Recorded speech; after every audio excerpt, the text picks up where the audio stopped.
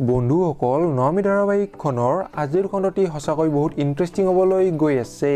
যখনতে আমি দেখিবলৈ পাওঁ যে বিভানৰ দেউতাকৰ পৰা বিষ্ণুৱে নমিৰ সন্তানটি যে হস্পিটেলত আছে এই কথাটো গম পায়।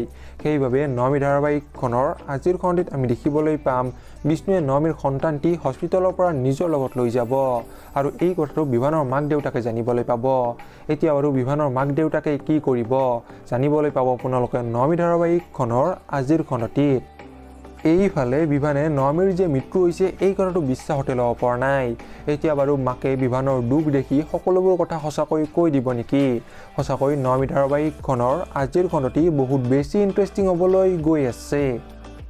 আপোনালোকৰ কোন বাৰু নমি ধাৰাবাহিকখনৰ আজিৰ খণ্ডটি চাবলৈ অধীৰ অপেক্ষা ৰৈ আছে কমেণ্ট বক্সত নিশ্চয় কমেণ্ট কৰি জনাব।